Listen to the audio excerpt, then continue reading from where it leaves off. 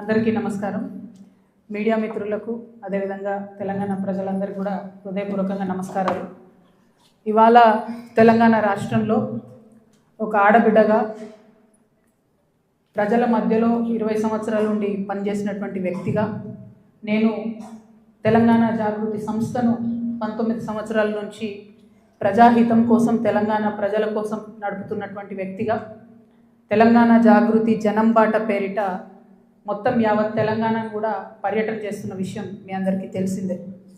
ఇట్లా పర్యటన చేస్తున్నటువంటి సందర్భంలో అనేక అంశాలు నా దృష్టికి వస్తూ ఉన్నాయి.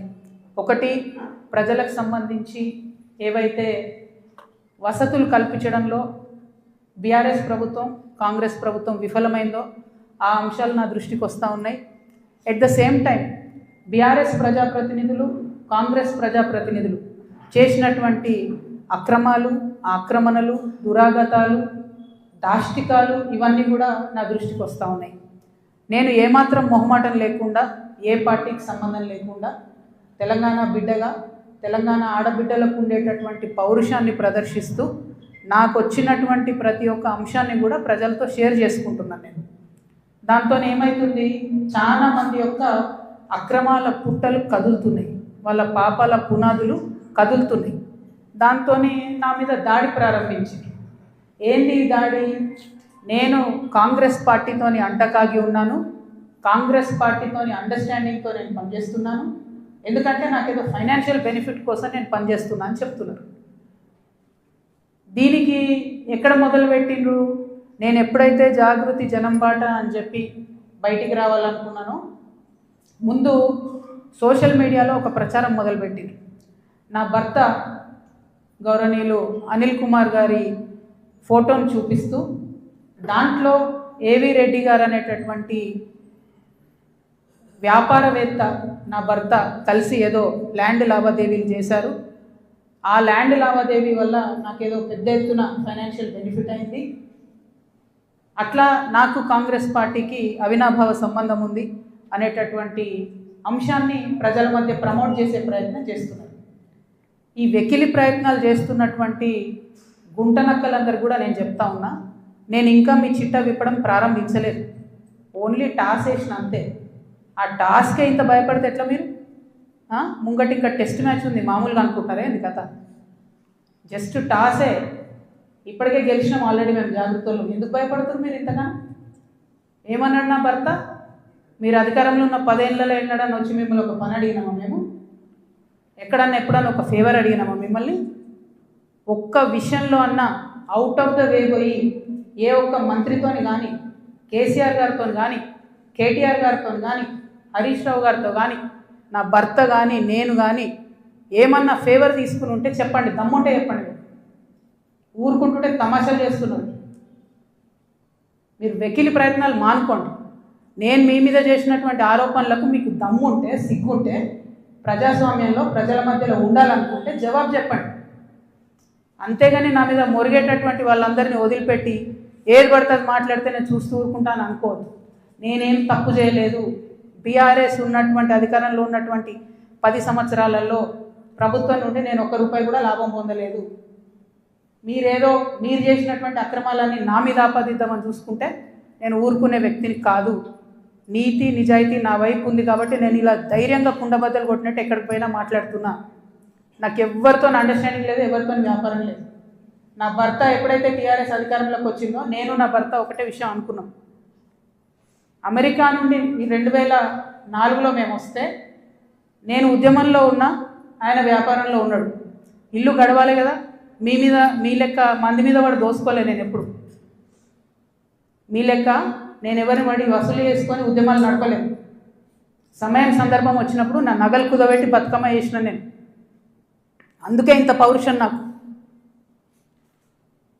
ఉద్యమంలో మీరు ఎవరెవరి దగ్గర దోసుకున్నారు, ఏ స్టూడియోల దగ్గర పోయి ధర్నాలు చేసి వాళ్ళతో కాంప్రమైజ్ అయిండు, అన్నీ తెలుసు సంగతులు. చెప్పలేదు, ఎందుకంటే సిగ్గుపోతుంది తెలంగాణ వాళ్ళదని. నవ్వేటోళ్ళ ముందట జారిపడొద్దు అన్నారు కాబట్టి చెప్పలేదు. మీరు ఊరికే తమాషాలు చేసి నాతో పెట్టుకుంటే మాత్రం మామూలు చిట్టా లేదు నా దగ్గర. ఇవాళ నేను ఫస్ట్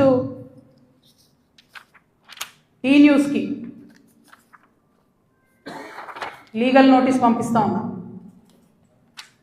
నా భర్త పేరు పెట్టి కృష్ణారావు అనేటటువంటి ఎమ్మెల్యే గారు ఏదైతే ప్రెస్ మీట్ పెట్టినరో, మీరేమన్నా ఆల్తు ఫాల్తు social media channel T News అంటే శాటిలైట్ ఛానల్, మీరు ఒక పార్టీని రిప్రజెంట్ చేసే ఛానల్, కనీసం వెరిఫై చేసుకోరా? ఏది పడితే అది వేసేసుడేనా? వేరే వాళ్ళది వేస్తే వాళ్ళు ఊరుకున్నారేమో, నేను ఊరుకునేదాన్ని కాదు, ముందే చెప్తున్నాను. టీ న్యూస్కి లీగల్ నోటీస్ ఇస్తున్నాం. 1 వీక్లో పబ్లిక్ అపాలజీ చెప్పాలి బిడ్డ, పబ్లిక్ అపాలజీ. కోర్టుకి ఈడుస్తాం ఏమనుకుంటున్నారు.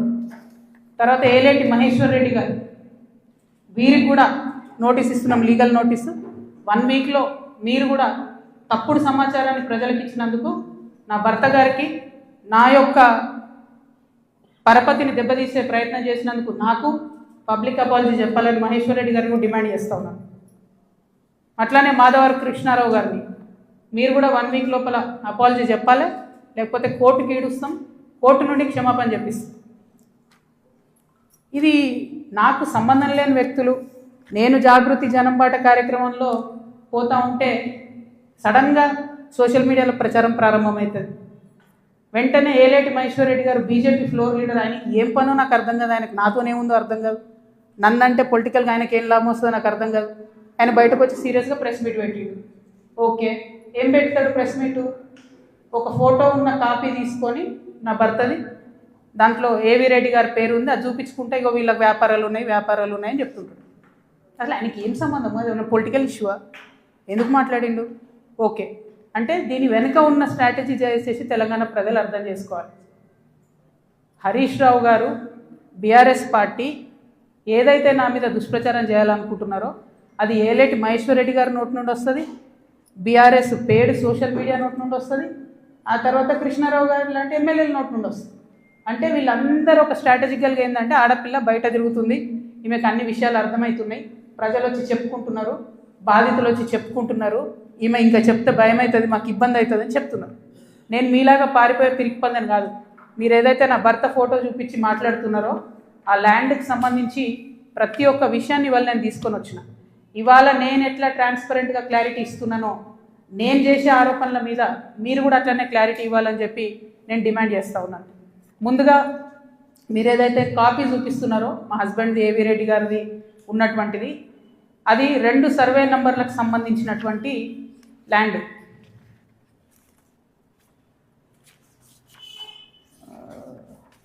బ్రీఫ్ హైదరాబాద్ ఇది అదేంటంటే 2010/2, 2010/3 అనేటటువంటి భూమి. దీనికి 1975 నుండి కూడా ఈ భూమికి కంప్లీట్గా పట్టాలు ఉన్నాయి, దానికి పాస్బుక్లు ఉన్నాయి, కంప్లీట్గా ఇది ప్రైవేట్ ల్యాండ్. ఈ ప్రైవేట్ ల్యాండ్లో 4 వ్యక్తులు, 4 కొడుకులు, వాళ్ళకి మనిషి 4 ఎకరాలు వచ్చినాయి. ఈ మనిషి 4 ఎకరాలు వచ్చినటువంటి ఈ భూమిని అక్కడ ఒక కంపెనీ ఉంది, టేకంషా అనే కంపెనీ. ఆ టేకంషా అనే కంపెనీకి 37 ఎకరాలు ప్రభుత్వము అమ్మింది ల్యాండ్ ఒకప్పుడు. వాడేం చేసిండు, ఆ అమ్మిన ల్యాండ్తో పాటు ఈ ప్రైవేట్ వాళ్ళ భూమి కూడా లోపలేసుకొని కాంపౌండ్ వాళ్ళు పెట్టుకున్నాడు. ఈ ప్రైవేట్ వాళ్ళంతా కాంపౌండ్ వాళ్ళకి పోయింది కాబట్టి వాళ్ళంతా ఈ రియల్ ఎస్టేట్ వ్యాపారంలో ఉన్నటువంటి మా హస్బెండ్ ఇంకా కొంతమంది దగ్గరకు వచ్చారు. ఈ 16 ఎకరాల భూమికి దాదాపు ఒక 20 మంది ఆ భూమిలో ఉన్నారు. అందులో మా భర్త కంపెనీ కూడా ఒకటి. ఇది మొత్తం ప్రైవేట్ ల్యాండ్ మాది, నువ్వెట్లా కాంపౌండ్ లోపల పెట్టుకుంటావు అని చెప్పి ఒక 9 ఏళ్ళు నడిచినట్టుంది ఈ డిస్ప్యూట్ నాకు తెలిసి. ఇది మా ల్యాండ్ అని వీళ్ళు, కాదని వాళ్ళు. ఫైనల్గా 2019లో లోక్ అదాలత్లో, ఇగో ఇది బీఆర్ఎస్ గవర్నమెంట్ ఇచ్చిన పాస్బుక్, అది ప్రైవేట్ ల్యాండ్ అని చెప్పి ఫైనల్గా లోక్ అదాలత్లో 2019లో ఈ టేకంషా అనే కంపెనీ ఈ 16 ఎకరాలు ప్రైవేట్ పట్ట వీళ్ళందరూ కూడా కాంప్రమైజ్ అయింది. 2019లో ఎప్పుడైతే కాంప్రమైజ్ అయినరో ఆనాడే ఆ ల్యాండ్తో నాకు కానీ నా భర్తకు కానీ సంబంధం లేదు. ఆ పట్టేదారుల తరఫున ఉండి కొట్లాడినటువంటి మా భర్త గారు, వాళ్ళ ఫ్రెండ్స్, వాళ్ళ కంపెనీ అందరు కూడా ల్యాండ్ అమ్మేసి బయటకు వచ్చేసి. ఎప్పుడు? 2019. 2019లో మా హస్బెండ్ బయటకు వచ్చేసిన తర్వాత 2022లో ఫస్ట్ పర్మిషన్ బీఆర్ఎస్ గవర్నమెంట్లో ఫస్ట్ పర్మిషన్ ఇచ్చింది కన్స్ట్రక్షన్కి, 12 ఎకరాల ల్యాండ్కి కన్స్ట్రక్షన్. మరి పట్టా భూమి అయితే ఎందుకు ఇచ్చారు పర్మిషన్? మరి గవర్నమెంట్ భూమి అయితే ఎందుకు ఇచ్చారు పర్మిషన్? 19లోనే మా హస్బెండ్ ఎగ్జిట్ అయిపోయింది అక్కడితో. 22లో పర్మిషన్ వచ్చింది ఆ ల్యాండ్కి. మరి ప్రభుత్వ భూమి అయితే ఎట్లా ఇచ్చారు పర్మిషన్? సంతకం పెట్టింది ఎవరు? కేటీ రామారావు గారు. అంటే ఇప్పుడు మాధవరం కృష్ణారావు గారు ఏమంటుండు? కేటీ రామారావు గారు సంతకం పెట్టిండు అంటున్నా? కేటీ రామారావు గారు సంతకం తప్పంటుండా? ప్రభుత్వ భూమిని కేటీఆర్ గారు సంతకం పెట్టి ఇచ్చిందంటురా? ఏమంటుండ్రు? ఆ విషయం ప్రజలకు చెప్పాలి ఫస్ట్. ఇప్పుడు నేను ఆరోపణ చేస్తాను ఏంది, ఎలక్షన్కి పోయే ముందు అక్టోబర్ 7, 2023 అందరం ఎలక్షన్ దాంట్లో ఉన్నాం. ఎలక్షన్ జోన్లో ఏదైతే ల్యాండ్తో 2019లో మా భర్తకు సంబంధం లేకుండా పోయిందో 2023 అక్టోబర్లో బీఆర్ఎస్ ప్రభుత్వం కేటీఆర్ గారి మినిస్ట్రీ నుంచి 5 ఎకరాలకు చేంజ్ ఆఫ్ ల్యాండ్ యూజ్ ఇచ్చింది. అంటే ఇండస్ట్రియల్ భూమిని రెసిడెన్షియల్ భూమి కింద మార్చుకోవచ్చు అని చెప్పింది. మరి ఇది ఎట్లా వచ్చింది? ఏంది ఇది? ఎందుకు ఇచ్చారు ఎలక్షన్ కన్నా 2 రోజుల ముందు? ఏం లావాదేవీలు జరిగినాయి? దీంట్లో కృష్ణారావు గారి పాత్ర ఏంది? ఈ వ్యాపారం చేసే వ్యక్తి మీ సుట్టమట కదా, ఆయన పేరు నేను ఎందుకు చెప్తా బయట, కానీ మీ సుట్టమట కదా. మరి మీరు చేయించుకురా దగ్గరుండి? ఏంది ఇది? దీనికి నాకు సమాధానం చెప్పాలి. కేటీఆర్ గారు చెప్తారా, బీఆర్ఎస్ పార్టీ చెప్తుందా, కృష్ణారావు గారు చెప్తారా? దీనికి సమాధానం చెప్పాలి. ఎట్లా ఇస్తారు చేంజ్ ఆఫ్ ల్యాండ్ యూజ్? ఈ ల్యాండ్తో మాకు సంబంధమే లేదు. 5 ఎకరాలకు బీఆర్ఎస్ గవర్నమెంట్లో చేంజ్ ఆఫ్ ల్యాండ్ యూజ్ వస్తుంది. నిన్నగాక మొన్న 6 ఎకరాలకు కాంగ్రెస్ గవర్నమెంట్ కూడా అదే ల్యాండ్లో చేంజ్ ఆఫ్ ల్యాండ్ యూజ్ ఇచ్చింది. అంటే బీఆర్ఎస్ వాళ్ళు సపోర్ట్ చేసిన వ్యాపారవేత్తల్ని యాజ్ ఇట్ ఈస్గా కాంగ్రెస్ వాళ్ళు కూడా సపోర్ట్ చేస్తున్నారు. ఏంది ఇది? మరి ఎవరికి అండర్స్టాండింగ్ ఉంది? నాకుందా అండర్స్టాండింగ్? మీకుందా? మీ గుంపులు ఉన్న మనుషులది ఇగో ఇదే ఏవిరెడ్డి గారితో నవనామి వెంచర్స్, ఇదే ఏవిరెడ్డి గారితో పోచంపల్లి శ్రీనివాస్ రెడ్డి అనేట ఆయన పార్ట్నరు. ఈయన ఎవరు దోస్తు, ఎవరు బినామీ? పొద్దుగల్లేస్తే రామన్నతోనే ఉంటాడు, కేటీఆర్ గారితోనే ఉంటాడు ఈయన. ఎవరైనా మరి మీకున్నాయా సంబంధాలు? నాకున్నాయా? పందెం కోడ్ల కేసు ఉండే శ్రీనివాస్ రెడ్డి అనేట ఆయన మీద, ఏమైనా చేసిండ్రా? ఆయన ఫామ్ హౌస్లో పందెం కోడ్లు ఆడించారని అరెస్ట్ అన్నారు, పోలీసులు అన్నారు, ఏదో అన్నారు, చేసిండ్రా? ఎందుకు చేయలేదు మరి? అంటే ఎవరిని కాపాడుతున్నారు? ఎవరికి బంధుత్వాలు ఉన్నాయి? ఏదో ఆడపిల్లను ఊరుకుంటా మీరు తమాషా చేస్తా అనుకుంటారేమో, తోలు తీస్తా ఒక్కొక్కరిది పట్టుకొని చెప్తున్నాను. ఇప్పుడు కృష్ణారావు సంగతి చెప్తున్నా. పాపం చిన్నోడు యాక్చువల్లీ, నేను ఎన్నుకుండి ఎవరు ఆడిస్తున్నారు ఆ గుంటనక్క సంగతి కూడా చెప్తా తర్వాత. కానీ కృష్ణారావు గారు నా మీద మాట్లాడంగానే ఇగో ఇంతమంది, ఇది కూడా పట్టుకోండి నాకు 5 బైకి, అది పట్టుకోండి ఒకసారి అది చూపి. ఇంతమంది బాధితులు వాళ్ళంతా ఫోన్లు చేసి ఎకరాలు ఇన్ని ఉన్నాయి అక్క, దయచేసి మాట్లాడండి అక్క. నిన్నటి నుంచి ఫోన్. ఓ దగ్గర 16 ఎకరాలు, ఓ దగ్గర 400 ఎకరాలు, CS 14 ల్యాండ్స్, మామూలుగా లేదు. ఒక దగ్గర ఎంత ఘోరం అంటే ఆఖరికి హైడ్రా కూడా పోయి కూలగొట్టింది. ఇక ఇంకొకటి క్లియర్గా చెప్తా పట్టు, ప్రణీత్ కన్స్ట్రక్షన్ ఒకటి ఉంది. ఎంత ఘోరం అంటే ఇది, ఇంట్లో కృష్ణారావు గారి అబ్బాయి, నాకు అబ్బాయి పేరు చెప్పడం ఇష్టం లేదు ఎందుకంటే ఆయన పాలిటిక్స్లో లేడు కాబట్టి, కృష్ణారావు గారి కొడుకు ఆయన డైరెక్టర్గా ఉన్నప్పుడు ఈ 70 ఎకరాల వెంచర్, పెద్ద వెంచర్ 70 ఎకరాలు మీకు కనబడుతుంటుంది. మొత్తం విల్లాలు కట్టిరు, ఇది పట్టుకోండి. మొత్తం విల్లాలు కట్టిరు, అన్ని A to Z విల్లాలు కట్టిరు. ఇలా ఎన్ని అలిగేషన్స్ ఉన్నాయంటే, ఇక్కడ నేను ఎల్లో మార్క్ చేసిన రోడ్ మొత్తం గవర్నమెంట్ రోడ్, అది కబ్జా, అది లోపలనే ఉంటుంది, దాని చుట్టూ కాంపౌండ్ వాళ్ళు. ఇక్కడ అసైన్ ల్యాండ్స్ ఉన్నాయి, అది కబ్జా. ఈ మధ్యలో చెరువు ఉంది, ఈ చెరువు 10 ఎకరాలు ఉంది అని చెప్పి, 10 ఎకరాల చెరువు ఇది అని చెప్పి ప్రభుత్వం సర్టిఫికేట్ ఇచ్చింది. 2021లో ఇది అఫీషియల్గా రెరాకి ఇచ్చిన డాక్యుమెంట్. నేను మీలాగా ఆగమాగం ఎడ్డెడ్డి మాట్లాడా, దొంగ డాక్యుమెంట్లు చూసి అసలే మాట్లాడా. 2021లో మీ కంపెనీ నుండి మీరు రెరాకి ఇచ్చిన దాంట్లో మా వెంచర్ మధ్యలో ఉన్నటువంటి చెరువు 10 ఎకరాలని మీరు చెప్పారు. అయిపోయిందా? అదే మళ్ళీ 2021లో 2024 వచ్చే వరకు ఏమవుతుందంటే ఆ చెరువు 6 ఎకరాలకు వస్తుంది. అంటే 4 ఎకరాలు ఎవరు మింగిన మధ్యలో? ఇది 6 ఎకరాలని మళ్ళీ అఫీషియల్గా ఇరిగేషన్ డిపార్ట్మెంట్ ఇచ్చింది. ఇప్పుడు ఇంకా ఘోరం ఏంటంటే, ఈ మొత్తం 71 ఎకరాల ఈ సామ్రాజ్యంలో చుట్టూ కాంపౌండ్ వాల్ కట్టింది. అంటే ఈ చెరువు యాక్సెస్ ఓన్లీ ఆ విల్లా వాళ్ళకు ఉంటుంది. యాక్చువల్లీ అది ఊరిది చెరువు. అంటే మీ అయ్యా జాగిరా, చెరువు లోపలేసుకొని చుట్టూ కాంపౌండ్ వాల్ పట్టుకుంటే ఆ ఊరోళ్ళు వాడుకోవద్దా చెరువును? హైడ్రాకి దమ్ముంటే రేవంత్ రెడ్డి గారికి కానీ గవర్నమెంట్లో ఉన్న వ్యక్తులకి ఈ వెంచర్తో సంబంధం లేకపోతే యాక్సెస్ ఓపెన్ చేయండి, దానికి ఓపెన్ చేయండి. చెరువు మధ్యలో ఉంటుంది, చుట్టూ విల్ల, ఎక్కడికక్కడ కేజీఎఫ్ సామ్రాజ్యాలు. ఇంకొక మాట చెప్పిండు కృష్ణారావు గారు, ఏందో 307 గాజుల రామారంలో నేను ఏందో కబ్జా పెట్టినా అని చెప్పిండు. అది కబ్జా పెట్టింది నువ్వు వివేకానందే కదా, వివేకానంద గారు కదా, కేపీ వివేకానంద. ఎవరిని పోయినా చెప్తారు ఆడ అడిగితే. నేను కూడా పోయి వచ్చిన మొన్న హైదరాబాద్ పోయి కూలిస్తే. CS 14లో ఎట్లయితే నువ్వు చిన్న చిన్న పేద బిడ్డలని 80 గజాలు 100 గజాలకు ల్యాండ్ అమ్ముతున్నావో, దొంగ రిజిస్ట్రేషన్స్ ఆ కాగితాలు సృష్టించి, అట్లనే గాజుల రామారంలో కూడా అదే చేస్తున్నారు. 80 గజాలు 100 గజాలు పాపం వాళ్ళు కష్టపడి సంపాదించుకున్న డబ్బుతోని మీరు అమ్ముతున్నారు, దగ్గర ఉండవి. మీరు అట్లా సెటిల్మెంట్స్ చేస్తున్నారు. ఇప్పుడు ఏమవుతుంది, సడన్గా హైడ్రాన్ మేము మాసంటోళ్ళం తిట్టగానే పోయి ఆడ పేదవాళ్ళ గుడిసెలు కూడా కొడతారు.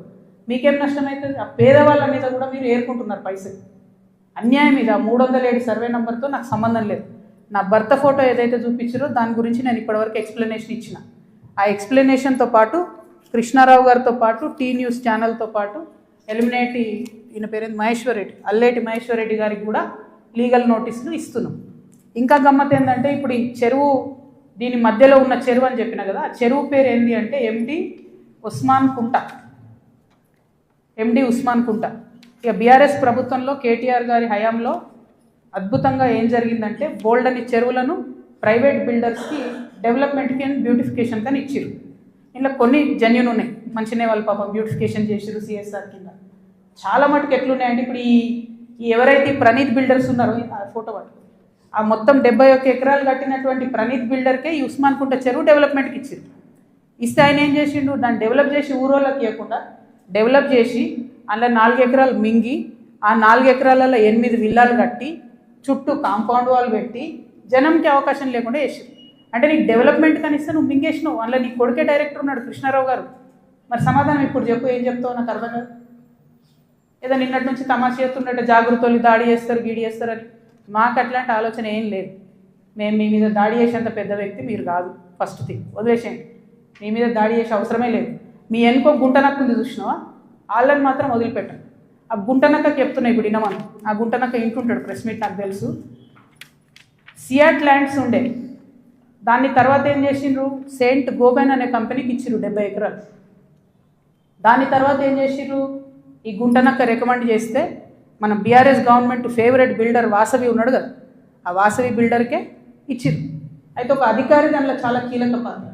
ఆ అధికారి ఇప్పుడు ఈ గవర్నమెంట్లో కూడా కీలకంగా ఉన్నాడు. కానీ ఖచ్చితంగా ఆ సెయింట్ గోబెన్ ల్యాండ్కి సంబంధించి ఆ అధికారి పేరు, నేను చెప్పే గుంటనక్క గారి పేరు, రెండు కలిపి నేనే ఇస్తా. విజిలెన్స్కి ఇస్తా, ఈడీకి ఇస్తా, సిబిఐకి ఇస్తా. ఇక చూసుకోరు, ఏం చేసుకుంటారో వేసుకో. నేను మీలాగా ఫాల్తు అలిగేషన్స్ చేయను. నా భర్త ప్రైవేట్ ల్యాండ్లో వ్యాపారం చేసిండు. ఏ రియల్ ఎస్టేట్లో ఉన్న వ్యక్తి అయినా చేస్తాడు. మేమెన్నడూ ప్రభుత్వ భూమి జోలికి పోలేదు. ప్రభుత్వానికి ప్రజలకు నష్టమయ్యే ₹1 పని కూడా మేము చేయలేదు. మీరు అనవసరంగా లేనిపోయిన అలిగేషన్స్ నా మీద వేసి ఈమె ఏదో జనం బాట పేరుతో జనంలో పోతుంది, ఈమెను డిస్టర్బ్ చేద్దాం, మైండ్ ఖరాబ్ చేద్దాం అనే ఆలోచనలు పెట్టుకుంటే మాత్రం నేను చూస్తూ ఊరుకోను. ఇవాళ జవాబు ఎందుకు ఇస్తున్నా అంటే, నేను మీలాగా వెన్ను చూపించి పారిపోయే వ్యక్తిని కాదు. నా మీద వచ్చిన అలిగేషన్కి అవుట్ రైట్గా సమాధానం చెప్పే వ్యక్తిని. నా జాగృతి కార్యకర్తలందరికీ కూడా, తెలంగాణ ప్రజలందరికీ కూడా నేను క్లారిటీగా చెప్తున్నాను. 10 ఏళ్ళ బీఆర్ఎస్ పాలనలో నాకు ఏ దాంతో కూడా సంబంధం లేదు. నన్ను నిజామాబాద్ వరకు పరిమితం చేసిండ్రు. 5 ఏళ్ళే నేను యాక్చువల్గా ఉన్నది పవర్లో. ఆ 5 ఏళ్ళు ఎంపీగా ఉన్నప్పుడు ఢిల్లీ, నిజామాబాద్, హైదరాబాద్. నా మొత్తం ట్విట్టర్ చూసుకోండి, నా క్యాలెండర్ చూసుకోండి. ఇప్పుడు ఎట్లయితే జనం బాట పేరు పెట్టుకొని ప్రతిరోజు తిరుగుతున్నానో, అప్పుడు కూడా నేను మన ఊరు మన ఎంపీ పేరుతో నిరంతరం ప్రజల మధ్యలో ఉన్నా. పైరవేలు చేసుకోలే నేను ఎప్పుడు. నేను చాలా గర్వంగా ఫీల్ అయినా. నేను తెలంగాణ నుండి మొదటి ఎంపీగా పార్లమెంట్కి పోయినా. కొట్లాడుతుంటే మీ పిచ్చిలేసినట్టు గంటలు ఒరుతుంటే మీ పార్లమెంట్లో ఎంత ఫైట్ చేసినాం స్టేట్ కోసం. మీరేమో మేము ఆడ ఢిల్లీలో కొట్లాడుతుంటే ఇక్కడ ఏసీ ఆఫీస్లా ఉండి పందికొక్కుల్లాగా కేసీఆర్ గారు నీడనే ఏరి ప్రజల సొమ్ము తిన్నది కాకుండా ఉల్టా నా మీద వెకిలి ప్రయత్నాలు వేస్తే మాత్రం ఒక్కొక్కరిది కాళ్ళు ఇరగొడతా చెప్తున్నాను. నాకు ఇట్లాంటి భాష మాట్లాడడం ఇష్టం ఉండదు. ఇవాళ మాట్లాడక తప్పని పరిస్థితి అవుతుంది. లేనిపోని అంటగట్టకండి. 10 ఏళ్లలో ఎన్నడూ ఎవరు గవర్నమెంట్లో నా భర్త పేరు వినలేదు. ఇవాళ మీరు ఆయన మీద అలిగేషన్ చేస్తున్నారు. ఆయన ఫోన్ ట్యాప్ చేస్తారు, సిగ్గుండాలి. ఇంటర్లో ఫోన్ ట్యాప్ చేస్తారు, ఇటువంటి వెధవ ప్రచారాలు చేస్తారు. ఇంకా కళ్ళు చల్లబడతలేవా మీకు? పార్టీలకి నిలగొట్టారు కదరా బయటికి. ఇంకేంది? నేను ఊరుకునేదాన్ని కాదు బిడ్డ, చెప్తున్నా. ఇప్పుడే మొదలుపెట్టినా. మీరు సెయింట్ గోబెన్ సంగతి చెప్పండి. వాసవికి ఇచ్చినటువంటి 100 భూములు ఉన్నాయి. ఇవాళ గవర్నమెంట్ని, కాంగ్రెస్ గవర్నమెంట్ అంటారు కదా మీరు, హిల్ట్ పాలసీ పెట్టి దారాదత్తం చేస్తున్నారని. దానికి కిటికీలు తెరిచింది ఎవరు? దానికి బీజం వేసింది ఎవరు? డిస్టిలరీ భూములు అమ్మినరా? లీజుకి ఇచ్చిన భూములు. లీజుకి ఇచ్చిన భూములల్లో ప్రజలకు డబుల్ బెడ్రూమ్ ఇల్లు కట్టియాలి, హాస్పిటల్ కట్టాలి, స్కూళ్ళు కట్టాలి. ఇండస్ట్రీ తీసేస్తే ప్రైవేట్ వ్యక్తులకు ఎట్లా అమ్మేందు? దాని మీద సంతకం పెట్టింది ఎవరు? కేటీఆర్ గారు కాదా? చాలా కంపెనీలు ఉన్నాయి. మీరు కూడా సెలెక్టివ్గా లీజుకి ఇచ్చారు కదా. మీరు కిటికీలు తెరిచిర్రు, ఈ గవర్నమెంట్ దర్వాజాలు తెరిచిర్రు దోసుకొని తినండి అని చెప్పి. జనానికి మాత్రం ఏం చేయకండి. హాస్పిటల్ కట్టకండి, స్కూళ్ళు కట్టకండి. ఎవడన్నా నా సొంతోడు అడిగితే మా మీద ఉల్టా అలిగేషన్ ఇవ్వండి. అల్టిమేట్గా ప్రజా జీవితంలో ఉన్నటువంటి వ్యక్తులుగా, ఒక ఆడబిడ్డగా, తెలంగాణ ప్రజల మంచి కోరుకునేటటువంటి వ్యక్తిగా నేను మీ అందరినీ కూడా రిక్వెస్ట్ చేసి చెప్తా ఉన్నాను. నా మీద బీఆర్ఎస్ పార్టీ ఏదైతే విష ప్రచారం చేస్తుందో నా మీద, నా భర్త మీద, దాంట్లో ఇనుమంతా కూడా సత్యం లేదు. దానికి సంబంధించి అన్ని కాగితాలతో సహా నేను చూపించడం జరిగింది. ఇక ముందు కూడా నా మీద ఎవరు ఏ ఆరోపణ చేసినా నేను ఖచ్చితంగా జవాబు చెప్తాను. జవాబు చెప్పిన తర్వాతనే నేను ప్రజల పక్షాన నిలబడి వారిని ప్రశ్నిస్తాను. వారు మాత్రం జవాబు చెప్పకుండా వెన్నుపూస చూపించి పారిపోతూ ఉన్నారు. అది కరెక్ట్ పద్ధతి కాదు. మేమేదో మీ విఘ్నతకే వదిలేస్తున్నామంటే ప్రజలేం వదిలిపెట్టరు. టైం చూసి కర్రు కాల్చి వాత పెడతారు. మీరేం గొప్ప నాయకులు కాదు, పెద్ద నాయకులు కాదు. ఎంత పెద్ద నాయకులైనా ప్రజలకు జవాబుదారీ అన్న విషయాన్ని మర్చిపోయి మీరు ప్రవర్తిస్తే మాత్రం ఊరుకునేది లేదు. ఇది తెలంగాణ, ప్రజలు మేలుకుంటారు, ఖచ్చితంగా మాట్లాడతారు. Thank you. జై తెలంగాణ.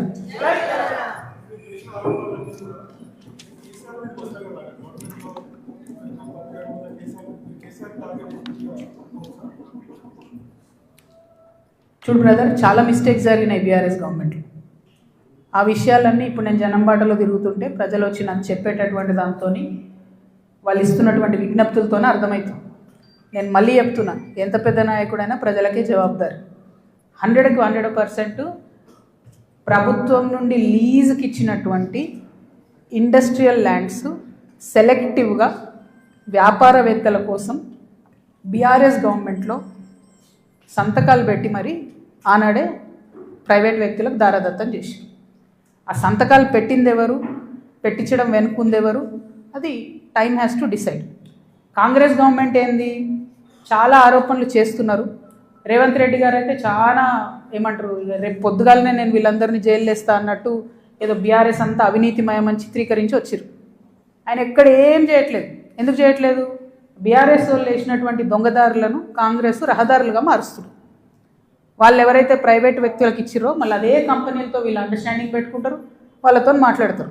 అంటే రేవంత్ రెడ్డి గారి పరిస్థితి ఇప్పుడు ఎట్లుందంటే, అప్పుడే కప్పం తిన్న పాము ఎట్లుంటుంది, కడుపు నిండింది, నేను సీఎం అయినా, అవినీతి అయితే నాకేంది, రాష్ట్రం ఎటు పోతే నాకేంది, వాగ్దానాలు ఎటు పోతే నాకేంది అని చెప్పి ఆయన సైలెంట్గా ఉన్నాడు. ఆయనకి ఈ బీఆర్ఎస్ పార్టీలో జరిగినటువంటి వ్యాపార లావాదేవీలకి అవుట్ రైట్గా సంబంధం ఉంది కాబట్టి వాళ్ళు సైలెంట్గా ఉన్నారు. So let time decide. ఎప్పుడన్నా ఎవరైనా ఎంక్వైరీ చేస్తే డిసైడ్ అయితే చూద్దాం. ఏమీ కాకపోతే నాకెప్పుడో ఒకసారి టైం వస్తుందిగా, దేవుడు దేవుంటే నేను ముఖ్యమంత్రి అయితే కదా ఒకనాడు. ఆనాడు మాత్రం 2014 తెలంగాణ వచ్చినప్పటి నుండి ఇప్పటి వరకు అన్ని అన్యాయాల మీద నేను మాత్రం ఆరాధిస్తాను. ఎందుకంటే ఎవరు వచ్చి బయటకు వచ్చి మాట్లాడినా వాళ్ళని దబాయించాలి, వాళ్ళ మీద ఒక కేసు వేయాలి, వారిని ఏదో అనాలి, బురద జల్లాలి అని అంటే కుదరదు. నేను అట్లా ఊరుకునే వ్యక్తిని కాదు.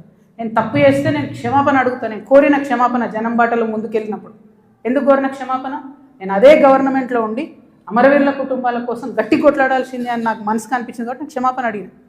ఉద్యమకారులను కేవలం నా ప్రాంతంలో చూసుకున్నా కానీ వేరే దగ్గర చూసుకోలేకపోయినా అనే ఉద్దేశంతో క్షమాపణ కోరిన. అట్లే చెప్తున్నా, నేను తప్పు చేస్తే ప్రజలకే చెప్తారే తప్పు చేసినారా భయ్ సారీ అని. నేను తప్పు చేయలే, అందుకే ధైర్యంగా చెప్తాను నేను తప్పు చేయలే. అయినా సరే నా మీద ఏదో బుర్ర చల్లాలి అంటే ఊరుకోను. భగవంతుడు నాకు అవకాశం ఇచ్చినప్పుడు మాత్రం అన్ని బండారాలు కూడా బయటికి తీస్తాను. నేనేడో టార్గెట్ చేసిన భయ్. ఇప్పుడు నేను నిన్ను కొడితే నువ్వు నన్ను కొట్టవా చెప్పు. వాళ్ళు నన్ను టార్గెట్ చేస్తే నేనేం చేయాలి మరి? నేను ఊరుకోవాలన్నా? నేనైతే గాంధీ తాతను కాదు, నేను అస్సలే మంచిదని కాదు, నేను చెప్తున్నా. నేను కేసీఆర్ గారు అంతా ఓపిక నాకు లేదు, అస్సలే మంచిదని కాదు. నేను ఊరుకోను, నన్ను కొడితే 2 కొడతా ఉల్టా. ఎందుకంటే నా తప్పు లేకుండా కొడుతున్నారు, నా తప్పు లేకుండా మాట్లాడుతున్నారు. అది కరెక్ట్ కాదు కదా. ఏం రోగం చెప్పు, నేను ఏమంటున్నా? నేను జనంలో పోతున్నా, పిచ్చి లేచినట్టు పొద్దు నుండి రాత్రి వరకు ఎందుకు తిరుగుతున్నా నేను? ఐ వాంట్ టు అండర్స్టాండ్ ఏం జరిగింది. 10 ఏళ్ళు బీఆర్ఎస్లో, 2 ఏళ్ళు కాంగ్రెస్లో, ఏం జరగలే. నిన్న పోయినాం, ఆ నల్ల నీళ్ళు, అది ఎంత బాధ అనిపించింది చూస్తే. ట్యాప్లో డ్రైనేజ్ వాటర్ వస్తాయని ఇప్పటికి కూడా హైదరాబాద్ మహానగరంలో. ఇంకా అంత అందమైన నగరానికి కేటీఆర్ గారు నేను ఇట్లా చేసినా అని, ఇప్పుడు రేవంత్ రెడ్డి గారు గ్లోబల్ సమిట్ పెట్టి నేను ఇట్లా చేసినా అని ఏం లాభం చెప్పు? ఆడబిడ్డలకు ఒక డెలివరీ హాస్పిటల్ ఉండదు, నల్లలో మోరు నీళ్ళు వస్తాయి, ఇదో మహానగరం, దీనికి సంతోషపడాలి. ఎవరొకరు అడగాలి కదా. అడిగితే కేసులు, అడిగితే లొల్లి, ఇంతే. ఏం భయపడేదాన్ని కాదు నేను, ముందుకే పోతా, వెనుకకైతే పోయేది లేదు. వస్తే లొల్లు ఎందుకుంటుండేనే, వస్తే లొల్లు ఎందుకుంటుండే? 5 ఏళ్ళు నన్ను ఒడగొట్టి ఇంట్లోనే కూర్చోబెట్టిరు కదా. వద్దంటే బలవంతంగా ఎమ్మెల్సీ ఇచ్చిర్రు. నేను అప్పటికి కూడా అడిగిన, నాకు ఎంపీ క్యాండిడేట్గా నన్ను డిక్లేర్ చేయండి, నేను ప్రజల మధ్యలో ఎక్కడైతే ఓడిపోయినా అక్కడే ప్రజల ప్రేమను గెలుచుకుంటా అని చెప్పిన. అవకాశం ఇవ్వలే నాకు, తిరగనీయలే. మా కాన్స్టిట్యున్సీలో కూడా ప్రతి ఎమ్మెల్యేను ఎవరో ఒకరు మేనేజ్ చేసుడు, వాళ్ళు నాకు ఎక్కడికక్కడ కాళ్ళల్లో కట్టెలు పెట్టుడు, కాన్స్టిట్యున్సీ నుంచి ఎవరైనా వచ్చి కలిస్తే బెదిరించుడు. నువ్వు ఎట్లా కలుస్తావు, అక్కతో నీకేం పని?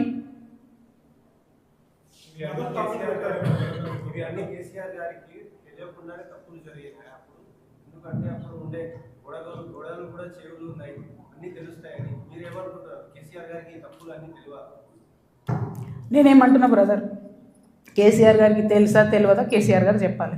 ఇప్పుడు వీళ్ళందరూ ఏంటంటే మేమందరం చాలా పెద్దవాళ్ళము, కవిత మా మీద ఆరోపణలు చేస్తే కూడా మేము రిప్లై అయిపోయినా ప్రజలు చూస్తలేరు అనుకుంటారు.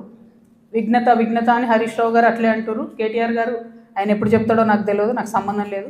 నేను కంపెనీ పేర్లతో సహా చెప్తా. ఎవరెవరి కంపెనీలకు లీజ్ ల్యాండ్స్కి అవుట్ రైట్గా చేంజ్ ఆఫ్ ల్యాండ్ యూజ్ చేసి కన్వర్షన్ చేసి ఎవరికి ఇచ్చినో నేను చెప్తాను.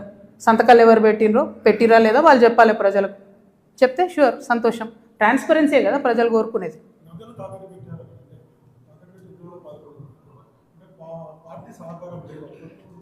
నాకు ఎప్పుడు లేదు భయ్ పార్టీ సహకారం. నేను ఎప్పుడైతే అమెరికా నుండి వచ్చినో అప్పటి నుండి ఇప్పటి వరకు కూడా నాకు పార్టీ సహకారం లేదు. దాంట్లో కొత్తగా చెప్పేది ఏం లేదు.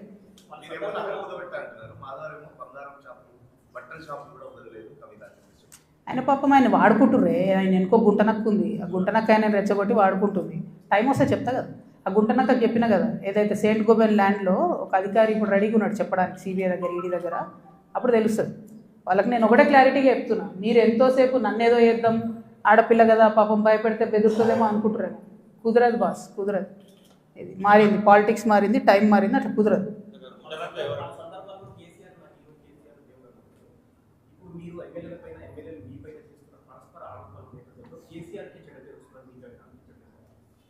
నేను ఒక మాట చెప్తాబా, మనది ఎట్లాంటి భూమి? భగవంతుడు రామచంద్రుడి కోసం కనా కష్టాలు పడి పాపం గుడి కడతాడు రామదాస్ అంటే. ఆయన తీసుకుపోయి నిజాం జైలు వేస్తాడు. ఆ జైలు వేసిన టైంలో కూడా రక్షించడానికి రాకపోతే ఏమంటాడు రామదాస్? ఏమంటాడు? మనది ఎట్లాంటి భూమి? పోతన లాంటి గొప్ప కవి రాజు వచ్చి అంకితం ఏమంటే కూడా ఇయ్యడు. మనది ఎట్లాంటి భూమి? చాకలైలమ్మ లాంటి మామూలు మహిళ, నాలాగానే ఏం లేదు, ఎవరు సపోర్ట్ లేరు, నిలబడి గుత్ప పట్టుకొని కొట్లాడింది. నేను అంతే, ఆ స్పిరిట్ ఉంది, అదే వేస్తా. ఎవరేమనుకుంటారు ఏమనుకుంటారు నైసిటీస్ లేవు. ఎందుకంటే లైన్ వాళ్ళు దాటిరు, నేను దాటలేదు. ఏది పడితే అది మాట్లాడి ఊరుకుంటా. ఏమన్నాడే నా భర్త, మీరు ఎప్పుడన్నా నిన్నారా? అధికారంలో ఉన్న 10 ఏళ్ళు మీరంతా కూడా రిపోర్టర్లే కదా, ఎప్పుడన్నా నిన్నారా? ఆయన పేరు విన్నారా? ఏడన్నా ఏదైనా